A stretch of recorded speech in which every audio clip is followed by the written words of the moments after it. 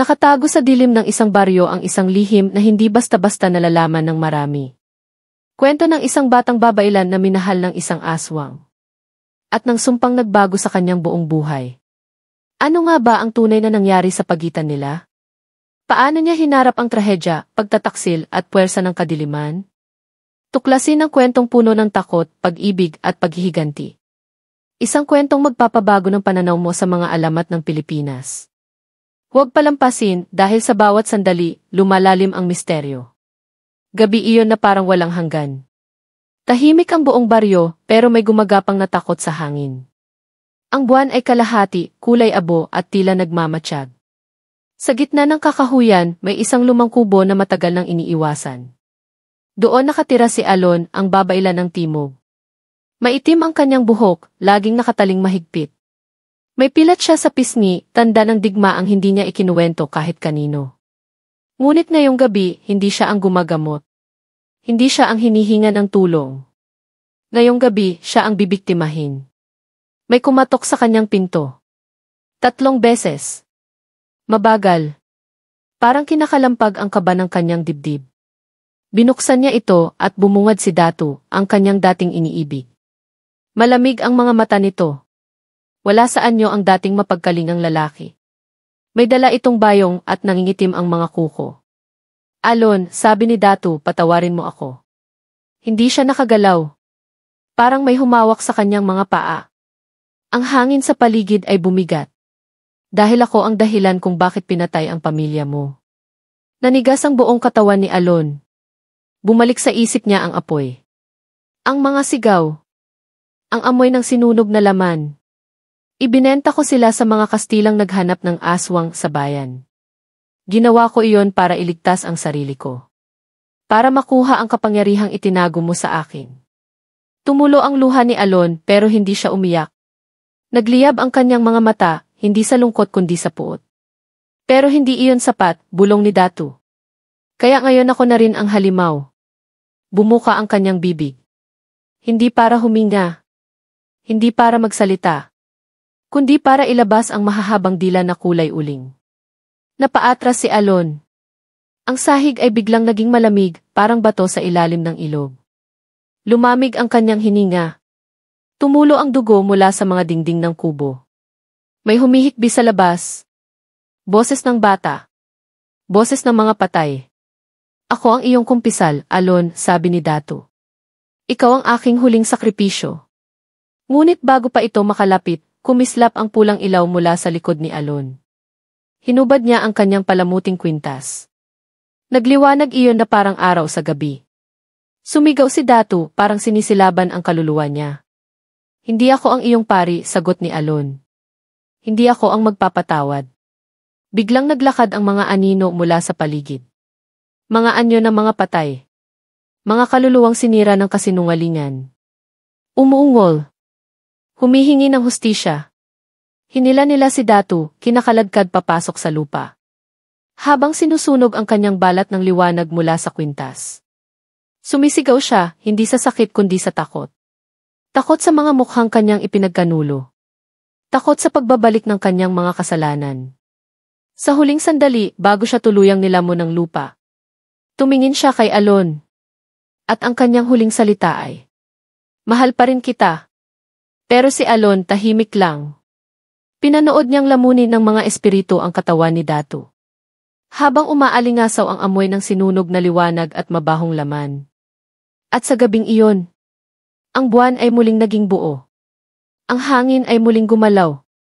Ngunit ang puso ni Alon ay nanatiling punit, ngunit wala na siyang luha. Wala na ring awa. Ang Alon na minahal noon ay nilibing kasama ng kanyang pamilya. Pumasok siya muli sa kubo. Isinara ang pinto ng dahan-dahan. Para bang ayaw niyang gisingin ang mga multong natulog na muli. Sa altar ng mga anito, kumuha siya ng itim na abo. Ipinahid sa kanyang mga mata. Sa kanyang noo. Sa kanyang dibdib. Buhay pa ang mga hindi pa nahahatulan. Bulong niya. Buhay pa ang mga tumulong sa kanya. Kinuha niya ang matandang balisong ng kanyang ina. Gawa ito sa bakal na sinausaw sa dugo ng tikbalang. Iisa lang ang gamit nito. Ang pumutol ng kasamaan mula sa ugat. Lumabas si Alon sa kagubatan. Tahimik ang daan. Pero naririnig niya ang bulong ng mga dahon. Ang paghinga ng mga punong matagal ng saksi sa kadiliman. Bawat hakbang niya ay may basbas. Bawat tunog ng kanyang talampakan sa lupa ay parang dasal ng paghihiganti. Sa gitna ng baryo, nakatayo ang malaking bahay ni Don Salazar. Pinuno ng mga Kastilang maihawak sa lupa. At isa sa mga nagpako sa kanyang pamilya bilang mga mangkukulam. Ngunit ngayong gabi, hindi na siya babaylan lang. Hindi na siya tagapagamot. Siya na ang sakit. Lumipad ang mga uwak sa paligid. Ang kanilang mga mata, pula. Parang alam nilang may dugo na namumuo sa hangin. Pumasok si Alon sa bahay nang hindi bumubukas ng pinto. Ang mga anino sumunod sa kanya. Lumikha ng hakbang na walang laman. Mga boses na walang bibig. Sa loob, natagpuan niya si Don Salazar. Natutulog sa kama na gawa sa kahoy ng punong balete. May krus sa kanyang dibdib. May bawang sa paligid ng silid. Ngunit walang bisa iyon sa isang hindi na tao. Hindi na sapat ang dasal para sa mga gumamit ng demonyo sa ngalan ng Diyos. Lumapit si Alon. Wala siyang ingay. Wala siyang galit sa mukha. Pero ang kanyang mga mata, punong-puno ng ulap ng unos. Hinawakan niya ang liig ni Don Salazar. Hindi ito nagising. Dahil bago pa man siya hawakan. Nauna nang pumasok ang mga bangungot sa kanyang panaginip. Tinapik niya ito sa pisngi. Dahan-dahan. Tulad ng pagtatapik ng ina sa anak. Gising, Don, bulong niya. Panahon na ng kumpisal mo. Napadilat si Don Salazar. Nanlaki ang mata. Gumapang ang takot mula sa kanyang tiyan paakyat sa kanyang bungo. Alon patawad. Ngunit hindi siya tinapos ni Alon. Hindi na kailangan. Wala nang puwang ang mga salitang iyon. Ibinaba niya ang balisong sa dibdib ni Don. Mabagal. Eksakto. Parang ritual. At sa bawat pagpasok ng talim, sumisigaw ang mga espiritong nakatali sa bahay na iyon. Mga kaluluwang ginapos ng kapangyarihan. Mga batang isinakripisyo. Mga ginahasa at tinorture sa ngalan ng sibilisasyon. Umuulan na sa labas. Hindi tubig. Hindi dugo. Kundi abo. Ang langit ay nagluluksa. O baka ay nagdiriwang. Hindi na mahalaga. Tumayo si Alon. Iniwan ang katawan sa kama. Walang balak na itago ang bangkay. Walang balak na magsisi. Sa paglabas niya ng bahay, ang buong baryo ay tila natigil ang oras. Tahimik. Ngunit gising. Alam nilang may bumalik.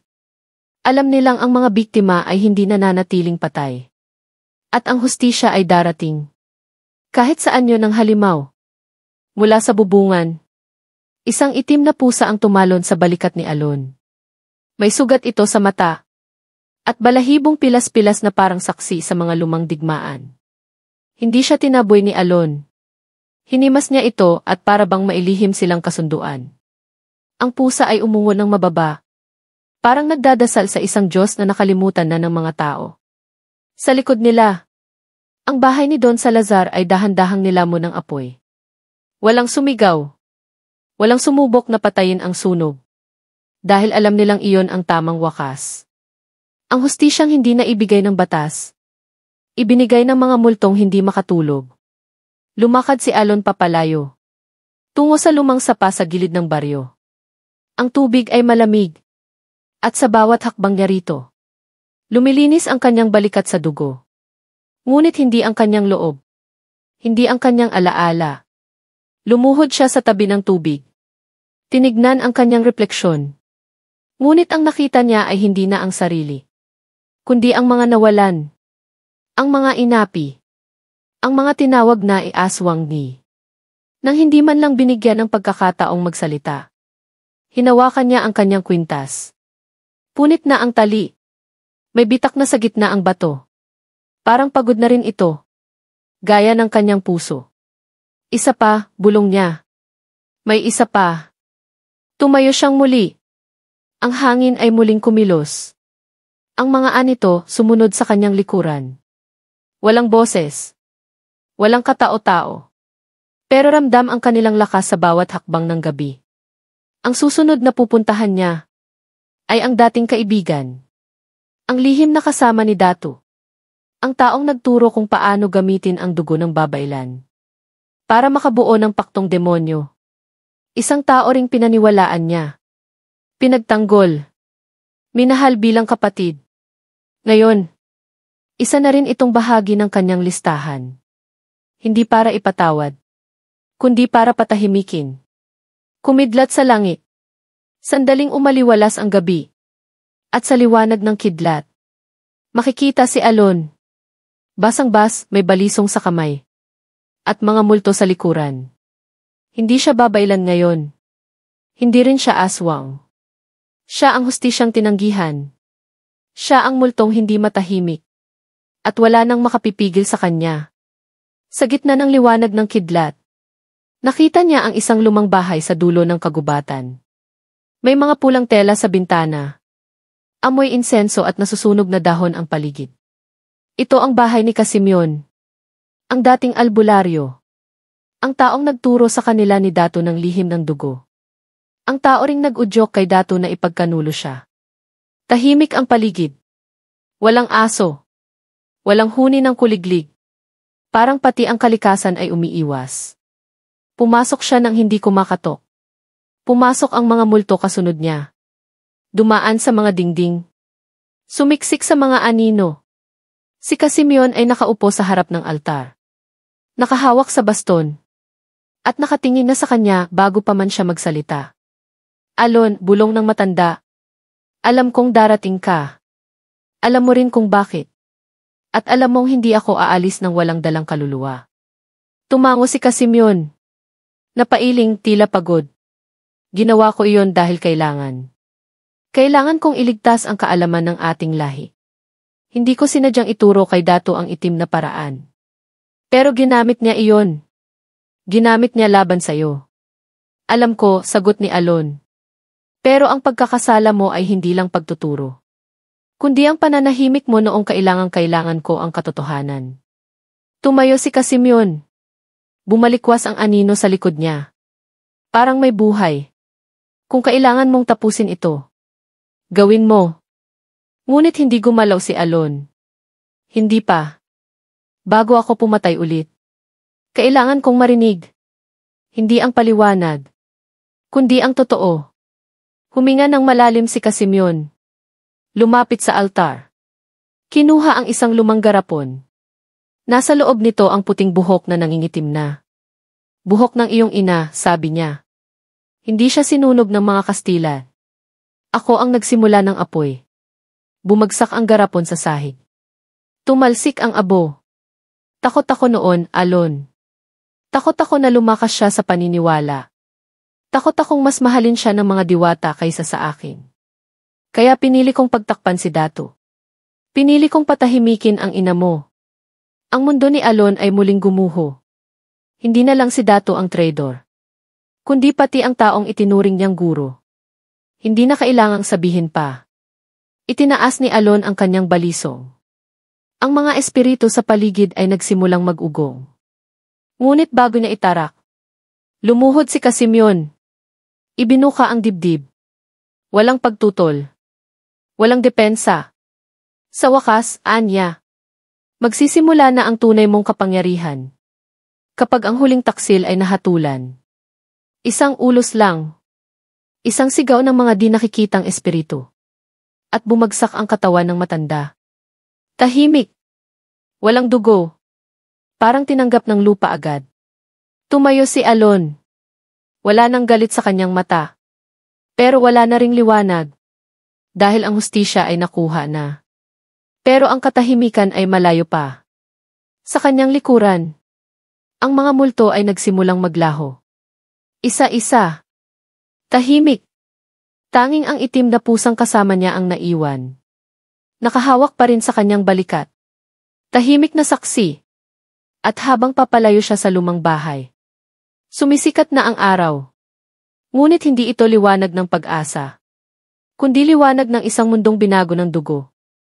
ng apoy, at ng mga kumpisal na huli na para sa kapatawaran. Sa pagsikat ng araw, naging ginto ang ulap ngunit nanatiling malamig ang hangin. Ang mga dahon sa paligid ay hindi kumikilos. Parang natatakot gumalaw. Tahimik si Alon habang naglalakad pabalik sa sapa. Doon kung saan nagsimula ang kanyang sumpa. Doon kung saan siya unang nanumpang gagamitin ang kanyang kapangyarihan para sa kabutihan. Pero ngayon, wala na ang kabutihan sa kanyang balikat. Ang bigat ng katarungan ay naging lason sa kanyang dugo. Sa tubig ng sapa, muling sumilip ang kanyang refleksyon. Ngunit hindi na ito siya. Ang nakatingin sa kanya ay isang nilalang na hinubog ng puot. May mga mata itong mapula, balat na tila laging nasusunog, at hiningang may amoy ng abo at patay na damo. Itinapon niya ang balisong sa gitna ng sapa. Bumaon ito sa ilalim. Parang ayaw na ring magsilbi pa sa isa pang paghihiganti. Ngunit kahit wala na ang sandata, ramdam pa rin niya ang apoy sa loob. Isang apoy na hindi namamatay. Dahil sa mundong ito, walang tunay na hustisya. Walang tunay na kalinisan. Hindi pa ito tapos.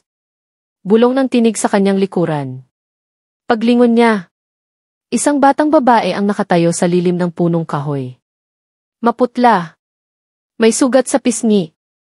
At may kwintas ng babailan sa lig. Anak ni Datu. Sabi ni Alon. Buhay ka. Tumango ang bata. Hindi ako nabuhay para humingi ng tawad. Nabuhay ako para ipagpatuloy ang natira. Sa kanyang mga palad, may hawak siyang dugo. At sa mga mata niya, nandoon ang parehong galit na minsan ay sa kanya. Lumapit ang bata. Huminto sa harap ni Alon. At ikaw, babailan. Handa ka pa bang turuan ang isa pang nilalang na sirang-sira ng mundo? Saglit na katahimikan. Tanging agos ng sapa at huni ng mga uwak ang maririnig. Tumango si Alon. Dahan-dahan.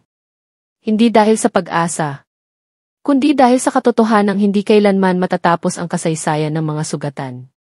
At sa pagsapit ng gabi, dalawang anino na ang naglalakad sa kagubatan. Isa dating babailan. Isa bagong nilalang.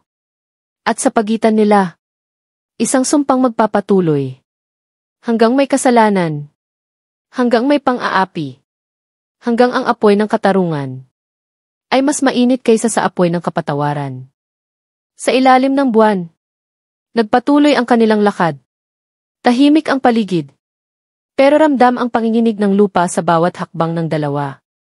Ang hangin ay may dalang panalangin. Panalangin ng mga patay. Ng mga inilibing ng walang pangalan. Ng mga sinunog bago pa man maipagtanggol ang sarili. Ang batang babae. Hindi umiimik. Pero sa bawat sulyap niya kay Alon, parang may tinatanong. Bakit hindi mo sila pinatawad? Bakit kailangan pang may mamatay? Bakit kailangan ako ang magpatuloy? Pero hindi niya tinanong ang alinman. Dahil alam niyang wala ring kasagutan. Na makapagpapalambot sa pusong minsan ng giniling ng panahon. Sa tabi ng isang punong matandang-matanda na. Huminto si Alon. Ipinatong ang kamay sa katawan nito. At biglang nagsalita ang lupa. Bumuka ang ugat. Lumabas ang liwanag. At unti-unting umangat mula sa lupa. Ang isang kahon na may ukit ng sinaunang baybayin. Dito nakatago ang huling lihim. Sabi ni Alon. Ang karunungang bawal ituro. Ang sumpang kayang bumuhay ng patay. O pumatay ng buong angkan sa isang bulong lang. Tinitigan siya ng bata. May takot. May paggalang. At may tanong. Bakit mo ito ibinibigay sa akin? Dahil tapos na ako. Bulong ni Alon. Pero ikaw, ngayon ka palang nagsisimula. Kinuha ng bata ang kahon. Mainit ito sa kanyang mga kamay. At sa sandaling binuksan niya ito, sumingaw ang usok na may amoy ng bulok na dugo. Sa loob, may balisong nagawa sa buto. May tela ng babailan na may bakas ng lumang sigil. At may mata. Isang tunay na mata. Na hindi namatay kahit nilibing. Mula ngayon, sabi ni Alon, wala ka ng pangalan. Wala ka ng edad. Ang tanging meron ka lang ay layunin. Tumingala ang bata sa langit. Ngunit wala nang bituin. Wala nang buwan. Tanging dilim na lang ang natira. At doon, sa gitna ng kagubatan, isang bagong babaylan ang ipinanganak. Hindi sa liwanag, kundi sa dugo. Dahil sa mundong ito, ang hustisya ay hindi ibinibigay. Kinukuha ito. Kahit kapalit ay ang kaluluwa mo. Sa kanyang unang hakbang bilang bagong babaylan, narinig ng bata ang mga bulong. Mula sa mga puno. Mula sa hangin. Mula sa mismong lupa sa ilalim ng kanyang paa. Ikaw na ang tagapagdala ng mga lihim. Ang tagapaghiganti ng mga nilimot. Ang bagong mukha ng lumang sumpa. Tumingin siya kay Alon. Ang dati niyang guro ay parang estatwa na lamang. Hindi kumikilos. Hindi nagsasalita. Tila inubos na ng mga taon ng galit at pagkawala ang huling lakas nito. Wala ka nang babalikan. Sabi ni Alon. Hindi ka na bata. Hindi ka na tao. Sa pagitan nila, ang kahon ay muling nagsara. Naglock ang mga ukit. At ang liwanag ay muling nilamon ng gabi. Sa hilaga, bulong ni Alon. Nandoon ang mga kasunod mong kalaban. Mga taong ginamit ang pangalan ng Diyos. Para patahimikin ang mga tulad natin. Mga gumamit ng dasal. Bilang pananggalang sa kasalanan nilang hindi kailanman pinagsisihan. Tumango ang batang babaylan. Hindi na siya nanginginig. Ang takot ay unti-unting napalitan ng paninindigan. Ng lakas na hindi galing sa katawan, kundi sa kaluluwang sinakal at pinigilan sa mahabang panahon. Umakyat sila sa mataas na burol. Mula roon, kita ang buong baryo. Tahimik. Payapa sa mata. Pero sa ilalim ng mga bubong, nandoon ang mga kwentong hindi kailanman naisulat. Ang mga boses na pinutol bago pa man magsimula. Bakit mo pa ako sinamahan dito? Tanong ng bata. Kung tapos ka na, bakit hindi mo na lang tuluyang naglaho? Dahil kahit tapos na ako. Sagot ni Alon. Ayoko kang maging ako. Ayoko kang mawala ng walang dahilan. Ayoko kang magalit nang hindi mo alam kung sino ang tunay mong kalaban. Ang hangin ay muling lumamig. Ang langit ay tila huminga ng malalim. At sa pag-ihip ng malamig na simoy, nawala si Alon. Walang tunog. Walang kirot. Tila niyakap siya ng kalikasan pabalik sa pinanggalingan. Iniwan niya ang batang babailan. Sa burol ng katotohanan. Bitbit ang kahon. Bitbit ang galit. Bitbit ang mga kwentong hindi natapos. At sa kanyang mga mata, nagsisimula ang isang panibagong yugto. Mas madilim. Mas masakit. Mas totoo. Dahil sa bansang binuo sa dugo at pananakop. Ang tunay na hustisya ay hindi kinikilala ng korte. Kundi ng mga espiritong hindi natulog. At mga aninong hindi na muling naging tao. Bumaba siya mula sa burol. Bitbit ang kahon ng mga lihim. Sa bawat hakbang, parang mas bumibigat ang hangin. Ang lupa ay tila umuungol sa ilalim ng kanyang mga paa. Parang alam ng kalikasan. Na may bagong tagapagdala ng mga sumpa. Sa kanyang pagdating sa baryo. Tahimik ang lahat. Walang mga batang naglalaro. Walang matatandang nagkukwentuhan sa harap ng bahay. Ang mga bintana ay sarado. Ang mga pintuan ay may krus na uling. Alam ng mga tao na may paparating. Hindi nila alam kung anong anyo. Pero ramdam nila na ito ay hindi na tao. Pumasok siya sa gitna ng baryo. Sa ilalim ng lumang punong balete. Dito sinunog ang kanyang ina. Dito rin unang nagsinungaling ang mga pinuno ng pananampalataya. Lumuhod siya sa lupa. Ibinuka ang kahon. At kinuha ang tela ng babaylan na may bakas ng sigil. Isinuot niya ito sa kanyang balikat. Tila niyakap siya ng mga diwa ng nakaraan. Malamig. Mabigat. Ngunit totoo. Mula sa mga anino ng paligid. Lumabas ang mga nilalang na matagal ng tahimik. Mga multong babae na sinunog. Mga sanggol na inilibing ng buhay. Mga mangkukulam na pinatay kahit wala silang kasalanan. Sila ang hukbo ng kanyang alaala. Sila ang kanyang bagong pamilya. Sila ang saksi sa bagong anyo ng katarungan. Sa gitna ng liwanag ng araw, nagsimula siyang magsalita. Isang wikang hindi na ginagamit. Isang panalangin na bawal bigkasin. Isang sigaw na gising sa mga espiritu ng lupa. Gumalaw ang mga ugat sa ilalim ng baryo. Bumuka ang mga pader ng mga bahay. At ang mga krus sa mga pintuan ay nagsimulang matunaw. Narinig ng mga tao ang kanyang tinig. Narinig nila ang hinaing ng mga patay. At sa unang pagkakataon, wala ni isa mang nagtangkang lumaban. Dahil sa puso ng bawat isa, alam nilang may utang silang hindi pa nababayaran. Ang batang babaylan ay hindi humihingi ng tawad. Hindi rin siya nagdadala ng awa. Ang dala niya ay salamin. Upang makita ng bawat isa ang kasalanang pilit nilang nilimot. At sa unang gabi ng kanyang pananatili, isa-isa, lumuhod ang matatanda. Isinuko ang kanilang mga pangalan. Ibinigay ang kanilang kwento. Hindi upang maligtas, kundi upang matahimik. At habang sumasayaw ang apoy sa gitna ng plaza, ang batang babaylan ay tahimik na nakaupo. Nakikinig. Hindi para magpatawad, kundi para magtanda. Dahil sa mundong ito, ang kasaysayan ay paulit-ulit.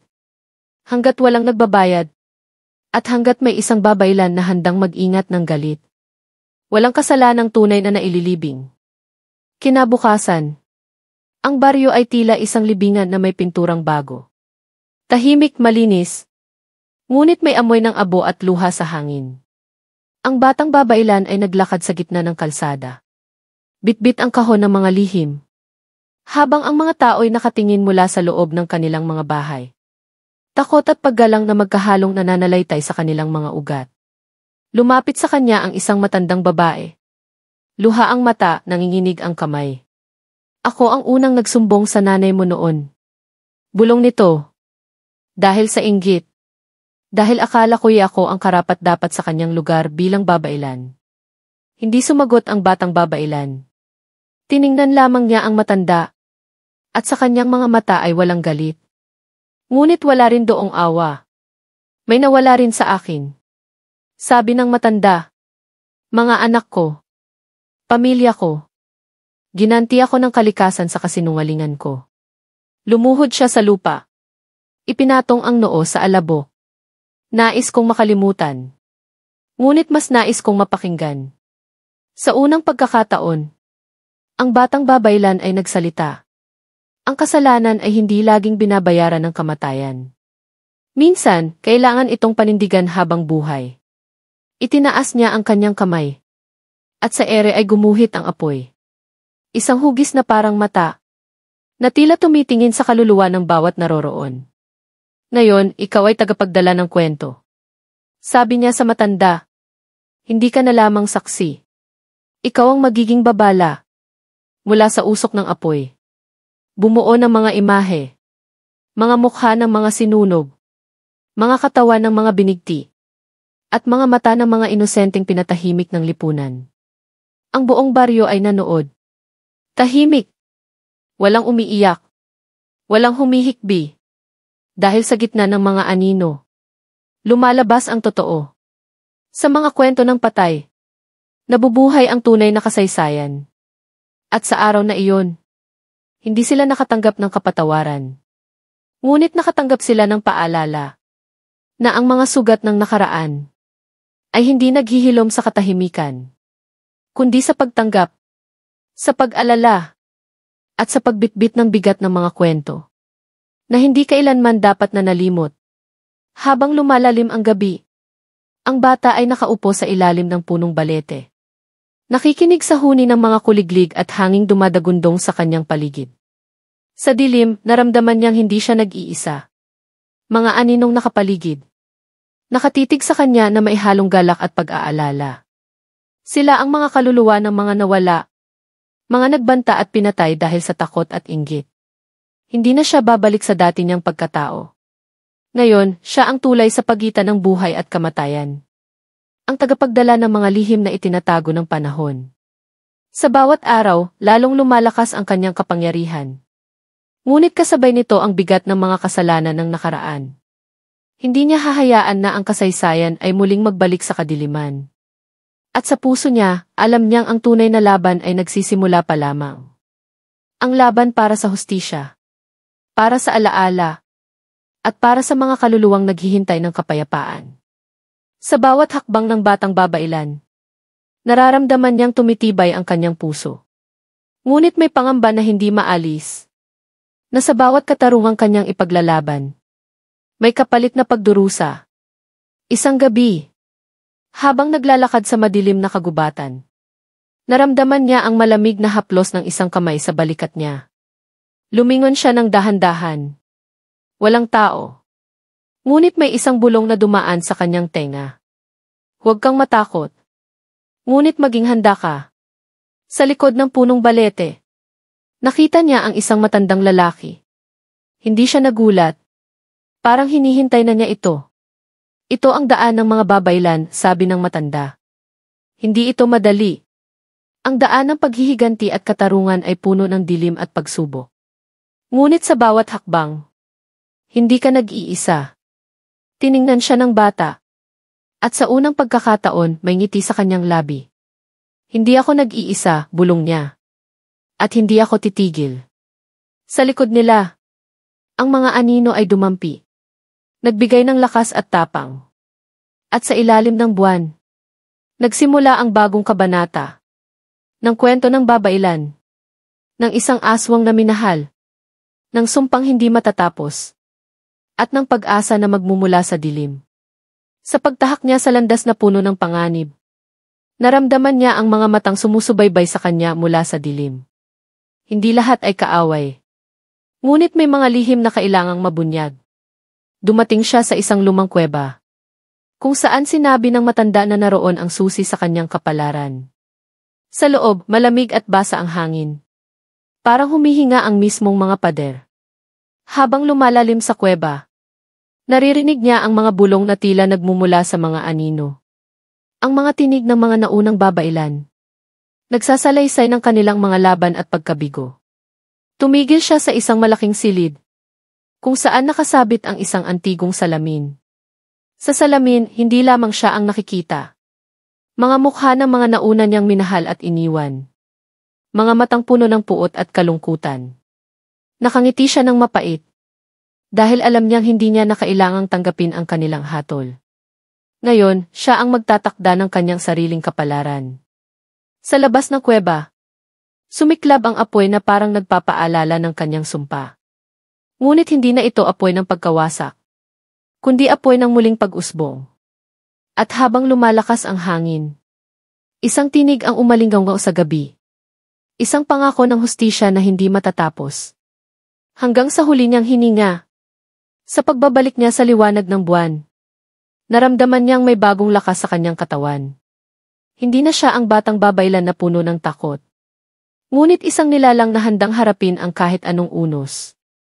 Habang tinatahak niya ang daan pa uwi, narinig niya ang mga yabag sa likod niya. Hindi siya lumingon. Alam niyang may sumusunod. Mga nilalang mula sa madilim na bahagi ng mundo. Ngunit ngayon, hindi siya nag-iisa. Kasama niya ang mga kaluluwang nagtiwala sa kanya. At ang kapangyarihang ipinamana ng kanyang minahal na aswang. Sa bawat hakbang, lumalakas ang kanyang paninindigan. Ang bawat sigaw ng hangin ay paalala ng kanyang misyon. Hindi ito katapusan. Bagkus, isang simula ng kwento ng hustisya, paghihiganti, at pag-asa na galing sa pinakadilim na bahagi ng kaluluwa. Sa likod ng bawat anino, may liwanag na naghihintay. At siya ang magiging ilaw ng mga nawala ng tinig, ng mga tinanggal sa kasaysayan. Dahil sa mundong ito, ang tunay na kapangyarihan ay hindi galing sa lakas ng katawan, kundi sa tibay ng puso at sa tapang na harapin ang lahat ng kinatatakutan. Ngunit sa likod ng tapang, nasa puso niya ang bigat ng mga alaala, mga tanong na hindi mabigyang sagot, mga sugat na hindi maghilom ng basta-basta. Sa bawat gabi, nagbabalik ang mga pangitain ng mga nawala, mga mata na nananabik sa hustisya, at mga labi na nananaghoy ng katarungan. Ngunit hindi siya nagpapatinag, dahil alam niyang ang kanyang laban ay hindi lamang para sa sarili, kundi para sa lahat ng mga tinig na pinatahimik. Habang siya'y naglalakad sa dilim, isang malamig na hangin ang dumampi sa kanyang balikat. Parang paalala mula sa kanyang minahal na aswang, na ang landas na ito ay puno ng panganib. Ngunit kailangang tahakin. At sa kanyang dibdib, sumisiklab ang apoy ng pag-asa. Na balang araw, ang bawat lihim at kasalanan ay haharapin. At ang tunay na hustisya ay maghahari sa mundong ito. Sa kabila ng lahat ng unos, hindi niya kailanman iiwan ang kanyang tungkulin. Ang mga anino ng nakaraan ay magiging gabay niya. Hindi balakid kundi lakas na magtutulak sa kanya. Sa bawat hakbang, naririnig niya ang mga bulong ng mga espiritu. Nagbibigay ng babala ng paalala na ang dilim ay hindi kailanman ganap na mawawala. Ngunit sa pagkakaisa ng mga puso, maaaring itong mabago. At sa ilalim ng malamlam na buwan, nagsimula siyang umiti. Hindi dahil sa pag-asa na madali ang lahat, kundi dahil handa na siyang harapin ang lahat ng darating. Mga kalaban, mga pagsubok, at ang sariling mga takot. Dahil sa mundo ng mga babaylan at aswang, ang tunay na kapangyarihan ay nasa katapangan. At sa puso ng batang ito, nananahan ang apoy ng isang mandirigmang hindi matitinag. Ngunit habang lumalalim ang gabi, narinig niya ang isang malalim na sigaw mula sa di kalayuan. Ito ay sigaw ng pighati. Sigaw ng pagtataksil. Sigaw na nagmumula sa puso ng isang babailan na nasaktan. Dahil sa bawat kwento ng kapangyarihan, may kwento ng pagkakanulo. At sa dilim ng kanyang paglalakbay, dadalhin siya nito sa isang lugar kung saan ang hangganan ng tao at aswang ay malabo. Doon, matutuklasan niya ang lihim ng kanyang minahal. At ang dahilan kung bakit siya iniwan. Hindi dahil sa takot, kundi dahil sa isang sumpang kailangang buhusan ng dugo at luha. Ang kwento ng kanyang puso ay magsisimula muli. Ngunit ngayon, kasama ang mga pangako ng dugo at mga anino ng nakaraan. At sa pagtatapos ng gabi, isang bagong kabanata ang magbubukas. Isang kabanata na puno ng pagdurusa, paghihiganti. At isang pag-ibig na hindi matitinag kahit sa ilalim ng sumpa ng kadiliman.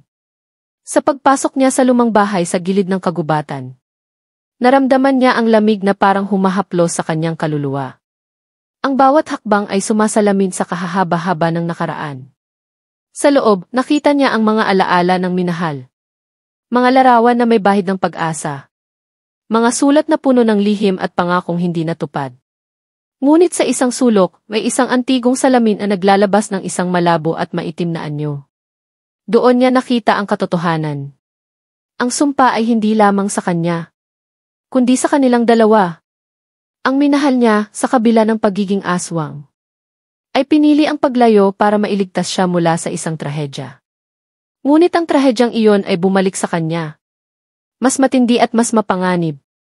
Ang kanilang pag-ibig ay naging daan ng pagdurusa.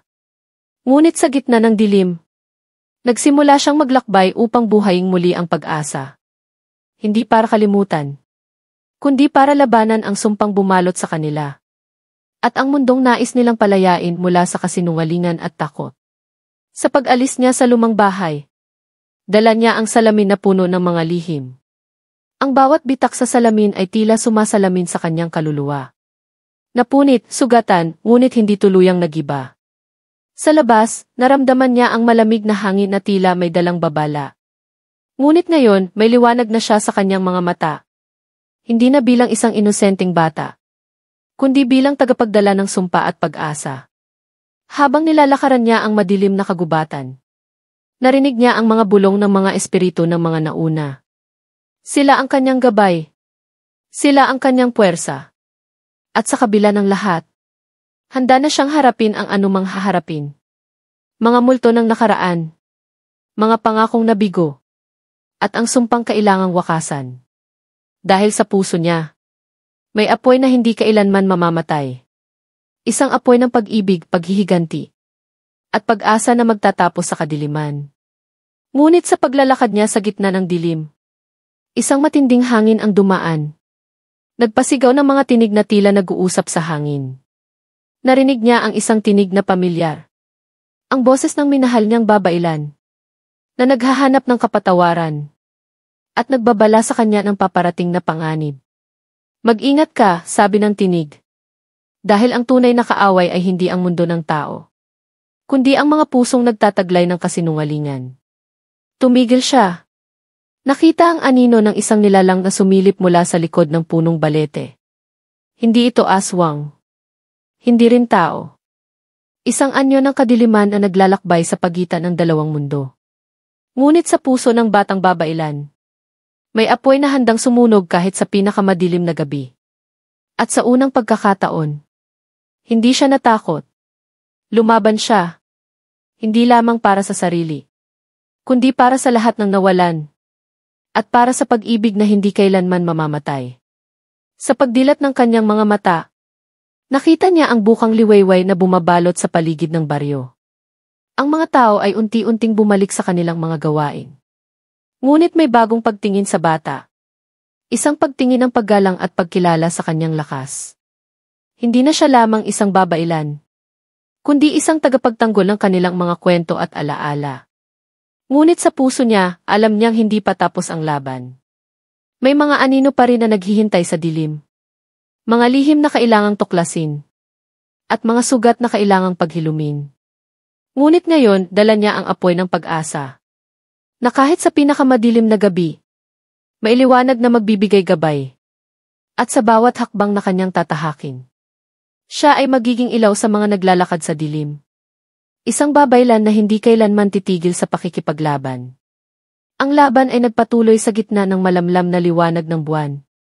Ang mga anino ay sumayaw sa paligid niya. Nagpapakita ng mga mukha na puno ng galit at sakit. Hindi siya nag-atubiling humarap. Dahil alam niyang ang bawat hakbang ay laban para sa hustisya. Isang matalim na sigaw ang pumutok mula sa kadiliman. Nagpabagal sa hangin. At nagpaalimpuyo sa puso ng batang babailan. Ngunit sa kabila nito, siya ay nanatiling matatag. Pinipilit na hanapin ang liwanag sa gitna ng kadiliman. At sa huling sandali ng kanyang pakikibaka, isang malakas na alon ng enerhiya ang nagbugso mula sa kanyang puso. Nagpapalaya sa mga anino. At nagsimula ng bagong umaga. Isang umagang puno ng pag-asa at bagong simula. Ngunit sa likod ng bagong pag-asa, nananatili ang tanong sa kanyang isipan. Hanggang kailan magtatagal ang katahimikan? Dahil ang mga sugat ng nakaraan ay parang mga aninong sumusunod kahit kailan. Isang gabi, habang siya'y naglalakad sa tabi ng ilog, nakaramdam siya ng malamig na haplos sa kanyang balat. Parang may mga matang nakatingin mula sa kadiliman ng tubig. Muling bumalik ang alaala ng sumpa. Ng sumpang isinumpa ng mga nagdaan. Hindi siya makaiwas sa kanyang kapalaran. Ngunit handa na siyang harapin ito. Dahil ang tunay na lakas ay hindi lamang sa kapangyarihan, kundi sa pagtanggap sa sarili at sa mga kwentong bumuo sa kanya. At sa gabing iyon, habang ang buwan ay matatagpuan sa pinakamataas na bahagi ng langit, isang bagong yugto ang nagsimula. Isang kwento ng babailan, aswang. At ang walang hanggang laban sa pagitan ng liwanag at dilim. Sa pagdampi ng unang sikat ng araw, tahimik na lumutang ang kapayapaan sa buong baryo. Ang hangin ay puno ng bagong sigla. Parang nililinis ang bawat sulok ng madilim na nakaraan. Ang batang babailan ngayon ay may tapang at karunungan. Ay nakatayo sa gitna ng mga tao. Hindi lamang bilang tagapagligtas, kundi bilang tagapagsalaysay ng kanilang mga kwento. Pinili niyang yakapin ang kanyang pinagdaanan. Hindi bilang sumpa, kundi bilang bahagi ng kanyang pagkatao. Dala ang mga aral mula sa kanyang minahal na aswang. At ang apoy ng pag-asa na hindi kailanman mamamatay. At kahit na ang dilim ay patuloy na naglalakbay sa paligid, alam niyang may liwanag siyang patuloy na dadalhin. Isang ilaw para sa mga nawawala. At gabay para sa mga naghahanap. Sa pagtatapos ng araw na iyon, isang bagong kwento ang isinulat sa kasaysayan. Kwento ng pag-ibig, pagsubok at pagbangon. Kwento ng babailan na minahal ng isang aswang. At ang walang hanggang laban ng puso laban sa kadiliman.